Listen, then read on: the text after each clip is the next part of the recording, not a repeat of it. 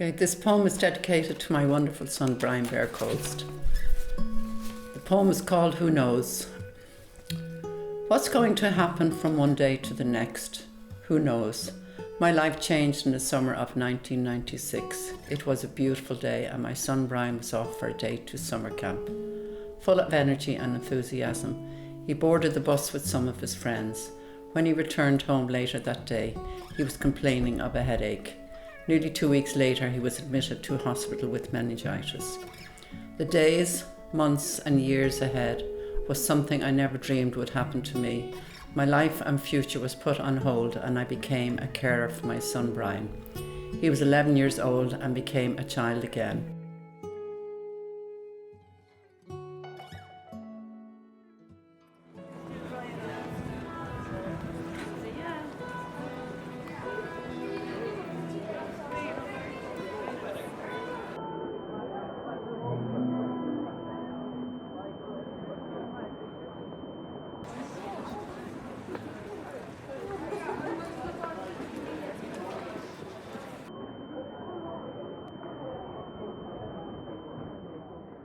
Being blind, having tunnel vision on my left side, I mean, I can see my hand on the right here and I can't see my left hand, and now I see my left hand here, now, only to now. So that's why when I walk on the street, I walk on the right side of the road, so I don't bump into people, yeah.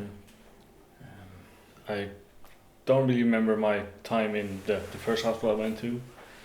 Don't really remember the time being in intensive care, but I do remember the whole time when I was in coma and what I saw and I just saw my life being flashed back in front of me, the things I did right, the things I got wrong, and I remember myself walking down the street at the age that I was and being dragged into these other streets, and I kept asking myself, why am I being dragged? I want to go over there, I want to go home, I don't want to go into this other street. But I kept being dragged into the other street and was like, what am I doing here? And then I woke up and the nurse says, welcome back Brian, and all that stuff, you had a rough time and you have tuberculosis, meningitis, and I was like, alright, I don't know what it is. And then my mum told me, said, you're going to a rehab centre. And I said, well, what am I going to do in a rehab centre? I want to go home, Mum. In order to tell you my story, I need to take you back to where it all happens and where I grew up. Let's go to Amsterdam.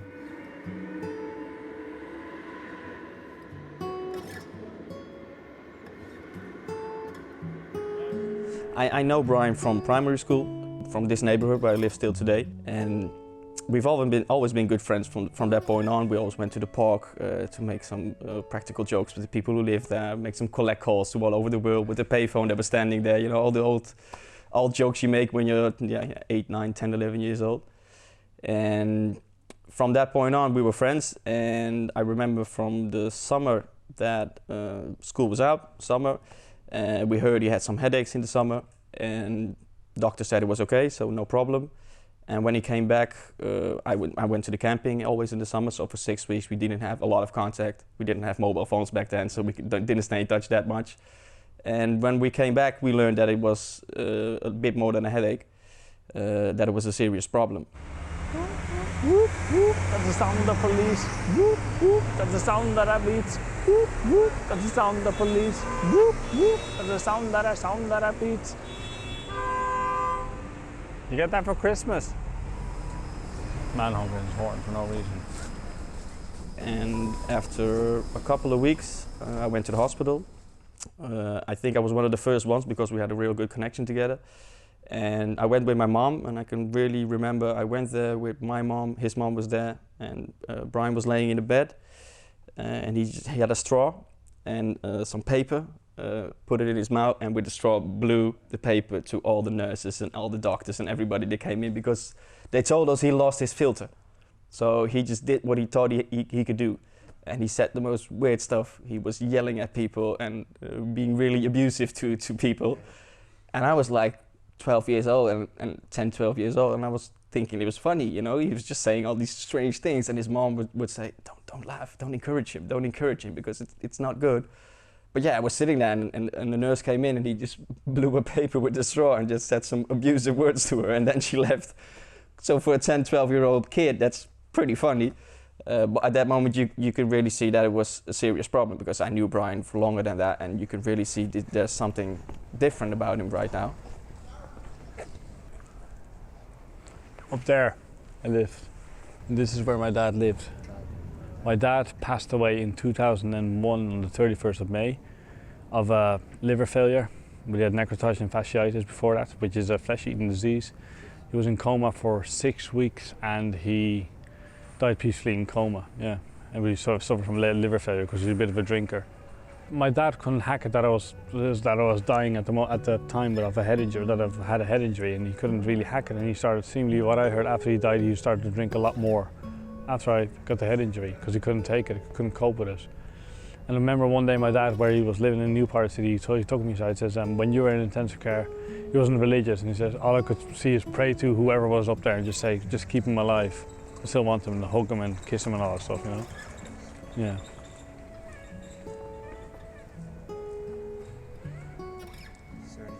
I remember I was 6 years old and I was in class, just doing a normal class before my head injury, and I remember writing and I got distracted by something and looked outside the window and I thought to myself, did I choose this body or this body, did my body choose this soul, did my soul choose the body?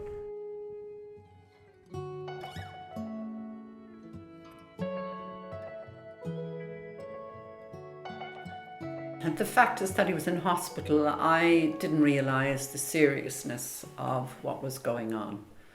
It took 2 weeks before they found out what was causing the meningitis, and it was TB that was lying dormant. But there had been no signs with Brian that he was ill because he was a very healthy child, and he used to write with his left hand, so he had to learn to write again. So I was shocked when I heard that he had TB and it was lying dormant, because I had thought that they'd all been inoculated when they were children, but they had stopped doing that in the Netherlands. They came to me, the class, they had to go into the class, they had to screen the class and stuff like that. And then they thought that there were, I think, 2 prisoners who had the same strand of the TB that Brian was diagnosed with.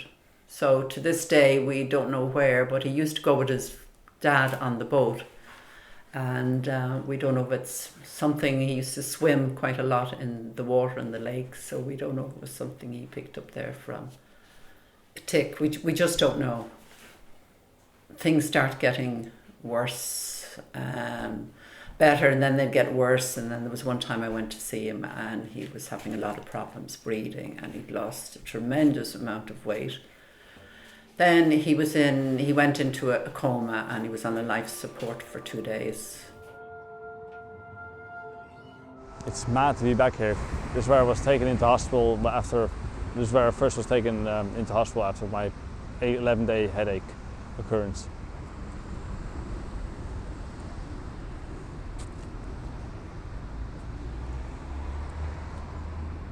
It's like reliving the past. It's getting very surreal now. But I'm going to rise above it. I think 2 nurses had to hold me down and put the injection in my back and take out the fluid. Then don't know how long it took, but then they told my mum he has a head injury due to TB, which was lying dormant in my lungs. Went up to my brain and started eating away some brain cells, which also caused a paralysis on my left side. I was literally dying in this hospital when they took me in and didn't know what was wrong with me. Nobody knew, even my mum didn't know, and that's what scared me the most. My mum hadn't a clue, and as a kid I was never sick either until that day in that summer of '96. His dad had problems also coping with his illness because he was a totally different child than he was before he got ill. I think Anne's faith carried her through that terrible time. Faith in God, and you don't know how long they're going to be in a coma, and you don't know if they're ever going to come out of it. So we didn't even know if he was going to survive it. Yeah. So it was a terrible time for Anne. Terrible. From a physical aspect, of course, you could see some difference in his eyes. That's what I noticed most of all. His eyes, and he looked a bit kind of not so boyish and alert and, you know, Yeah. anymore. It was something I noticed in the eyes. But his sense of humour remained the same. Well, see, in Amsterdam, the roads can be very dodgy because they drive on the right side of the road and Ireland's on the left. So when you cross over, you have to look left, look right, look any other way. Yeah, yeah, you look left, look right.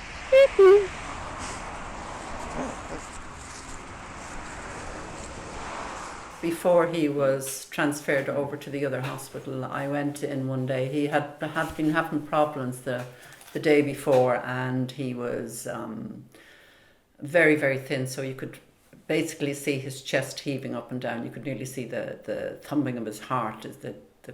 He was so thin, and there was a lot of perspiration, so they were cooling him down. So he slept that night, but then the next day when I went, I had rang to see how he was, and they said there wasn't much change. So when I went to see him a bit later, about maybe 2 hours later, I went in, and then they had been throwing alcohol on the bed to try and cool him down. And then he started having respiratory problems, and then they just rushed out and they brought him. Then they had to transfer him over to the other hospital because they didn't have a children's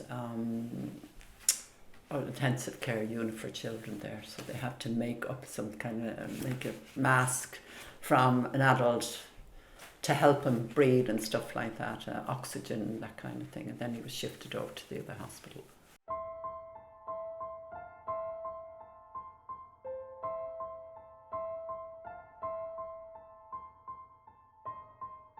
And the doctor who told him it was nothing wrong.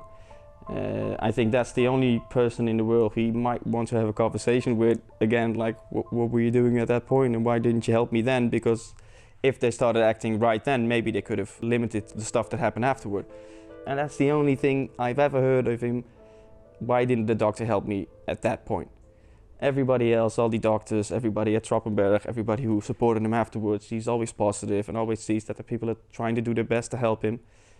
Even though he wasn't the most easy one to help in the beginning, everybody was just really, really good for him, and his positive vibe stayed throughout all these years. And really just the only negative is about the doctor that told him, no, just go home, take an aspirin, it's okay.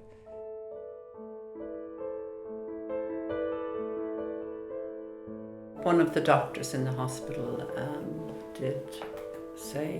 recommended keeping a diary so as that we could look back, but I didn't want to because I thought I was going to lose him, and it would have been too painful, the memories, to keep a diary. He would have these packages, they were called Envital. He was on a lot of medication too for the TB. That's like NASA food, wasn't it? And he used to throw up quite a lot, so then they'd have to give him the medication again. And they had to check his weight. They had to check, because he was wearing nappies, they had to check the weight of the nappies, of the urine, so they'd see what weight he was losing and what weight he had put on and stuff like that. So if he vomited, they'd have to record. Everything had to be put down, and he couldn't eat. He didn't know how to swallow again. So that was the biggest problem. So that seemed to go on for weeks and weeks when he was in the rehab centre.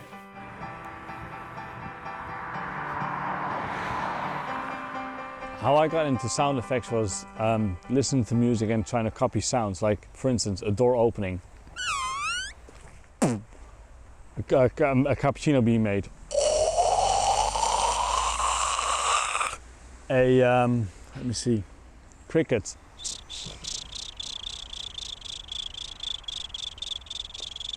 Even music. When I'm walking on the street, I'll be like.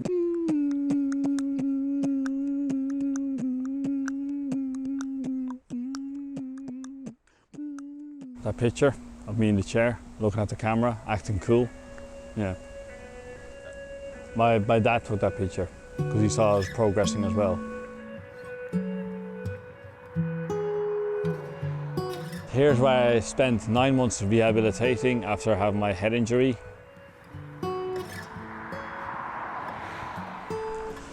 Somehow, I don't know, it feels like home, because here's where I learned everything: eat, sleep, walk, talk, and breathe and socialise again. This is where I used to get music therapy in here. I used to sing, I used to love going in here. It's my favorite, one of my favorite therapies. And here, I remember these stairs, the nurse, the physiotherapist says, Brian, seems though you live in a flat rise building and you're going to go home, you need to know how to climb these steps. And I was like that. I remember holding on to both barriers and going like that. And then the nurse says, okay, Brian, jump the last 3 steps. And I said, that's too high for me. That's way too high. Now? Still too high. No. Now will I jump it, yeah? Imagine if I broke my ankle at the rehab. No, go on.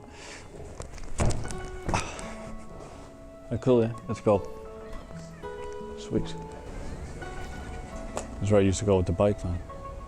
I used to cycle here a lot. Make circles here. And then tie myself to how I get to the front of the building, you know. This is mad. Wow. Very surreal here. I used to have physiotherapy in this place every day of the week. And when I was, the physiotherapist says, Brian, how would you like to cycle? And says, I'm not good on a bike, on 2 wheels, like, because my balance. And the nurse says, we're going to put you on a 3-wheeler. And says, can you fall off this? And the nurse says, no, you can't fall off this at all. I said, all right, great, yeah, put me on the 3-wheeler. And the nurse says, okay, we'll put you on the 3-wheeler. And says, Brian, do you like the bike? He says, I love that bike. He says, okay, Brian, you can keep it for the time you're here. Now, I was free within the rehab centre. I said to the nurses, I'm just going to go on a cycle around the chamber. I says, Brian, you will stay on the grounds. I'll stay on the grounds. Did I? I did not stay in the grounds at all. Well, on the child department grounds, you know, and I used to cycle a lot to where the old people were. I want to know what their experience of life was and all that, because my life had just almost ended. And they were nearer to the end than I was, you know, because I was getting better. And I was like, what's your experience? And I found myself getting on better with the older people than the kids of my own age. One day I was in there and I heard them, can Brian please come to the child, the child rehab place? And then I was like, oh, okay, they're calling me. And then I said, I'll see you people. And then half the old people said, bye Brian, see you later. And I was like, I'll see you guys. And then the one nurse took me aside and says, Brian, you should not go to the older people anymore. And says, why not? Says, you need to integrate with kids of your own age. And I was like, well, look at him. He's in a wheelchair. I can't talk to him. I'm walking now, you know. Kind of like that brutal honesty, you know. Maar ik wou ook gitaar spelen, maar dat klinkt helemaal niet. Het is like Koos Alberts die zingt dus. Ja. Mijn kamer. Deze kamer hier. Je moet naar ergotherapie. This room where I was sleeping for 9 months, where they put me away, and they really did a good job for rehabilitating me in this center. Yeah. I think after the 9 months he spent in Troppenberg, after that, when we got a lot bit more in contact because he came back to the neighborhood, I saw a real development, because in the beginning you could really see that something happened. And I think if you look at today, that's different. He was always a strange guy, so that never changed. But if you look at the situation, I think between 10 to 15, that was difficult, because we didn't really know if he was going to get back on the level that he was used to. He still had the jokes, he still had the big mouth, but you realize something has changed. And luckily, I can say in the last 9 to 8 years, that feeling is gone. It's the same Brian that we used to know from before. For me, the difference is gone, really. It's just the old Brian again. Crazy old Brian who just keeps on talking and keeps on making jokes about everything. They put him into the rehab centre, but after he had been, I'm not sure many months. 9 months I was there. 9 months in the rehab centre, then he was behaving sometimes very aggressively. Because I couldn't cope with what was happening to me. He didn't know how to cope with it. And the only other solution was, I wanted him to, because they couldn't do any more at the rehab centre, so I wanted to take him home. And they didn't want to. They wanted to put him into a psychological or psychiatric institute. They thought it would be better for him, and I wouldn't have been able to visit him as much. So, well, I have to go and with his dad. We had to go and have a type of an interview there with him to find out what would be the best thing, and I just said I wanted to bring him home. And then they said, what can you give him what the psychiatrists can't give him? And you said, I can give him my love. So yeah, that was basically it. When she put that to me and said, well, what can you give him? You know, you're on your own now, because I wasn't with Brian's dad at this time. And I said, well, I can give him love, and I didn't want him to be in an institute. So we took him home, and it was pretty tough. It was tough going. Yeah, I remember going to the dentist one day, and then I was walking and I said, hi Nancy, and she's like, oh hi Brian, and then I turned away from her because as I was going to the dentist, I was walking with the nurse over to the dentist. The next moment I hear, go on, hot stuff. And I was like, and I was sitting down and says, did she call me? And she was like, yeah, she called you hot stuff. The next couple of weeks we were there, and there was this thing called Carnival in Holland. But when she was playing music, she was always playing the Backstreet Boys. And I said, you must like the Backstreet Boys. She says, yeah, I do. And the song that was playing was, I'll never break your heart. And I was like, oh, that's cute. That also brings me back to before my head injury, you know? And then she was sitting and says, Brian, says, yeah, I have singing lessons. I said, all right, cool. Says, can you ask your nurse if you can sing with me and all that stuff? So yeah, so I asked her, and then I was about to go on and says, Brian, says, yes, what? And says, I need to ask you something. Says, yeah, go on. Says, but I don't dare to ask her. Says, what, you want to go out with me? She went like, yeah. And I just went, whoop, I went red. It's like, oh my God, the prettiest girl in the school likes me. And I went on I said, I'm going to ask the nurse now, and I went, woof, woof, woof, the fastest I've ever cycled. I mean, Louis Armstrong, eat your heart out, you know? I was going for it, I was belting it to the rehab centre. I says, can I sing? He says, yeah, Brian. He says, why are you so happy? He says, I'm going out with Nancy. He says, good on you. And then I cycled back, and I was singing, and the next moment the love song came on, and so it seemed like I was one of the only kids walking in that school. I was like, do you know what? And I said, give me the mic, and I grabbed the mic and I walked up to her and said, I was sang the love song to her, and she was like going all red and blushing, putting her head down and all that stuff. And I said, gave the mic back and says, then the singing lesson teacher says, are you two? I said, yeah, we're going out. So yeah, fell in love, yeah.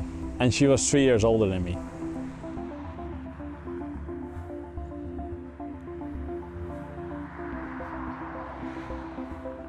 Well, I just hope by sharing this story that it will encourage people to be more cautious. To not to give up and to have faith, and sometimes if don't always go by one or two doctors' opinion. And as a mother, when you have this feeling, a mother's instinct that something is wrong, just go and be a nuisance and go to the hospital. Because if I'd have done that, maybe things wouldn't have gotten so serious.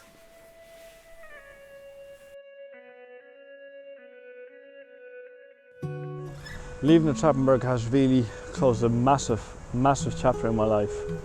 And I'd like to thank all the staff that welcomed me there. This documentary has done a lot for me, definitely for saying how to people how they have to, once you have a head injury, it's not there for 1 minute, it's not there for Christmas, it's there for the rest of your life. Basically, you need to live with it and move on with the times and have a sense of humour. If you have a sense of humour about you, keep that sense of humour and just look up at the world and take things. If that doesn't kill you, it makes you stronger. I watched as his life changed. Slowly and with great effort, he learned to eat, drink, walk and talk. At times it was unbearable to see him suffer, but he struggled and fought, trying to catch up on his lost youth. 3 steps forward and 2 back. Years of hospital appointments, consultants and physiotherapy were ahead, but never once did he give up. Many different schools were attended, and eventually Brian graduated with a degree in art and design. This year Brian will be 30 and has grown into a fine man who struggles often because of his brain injury. It will soon be time for him to live independently and fly the nest. Better late than never. As for me, well, who knows?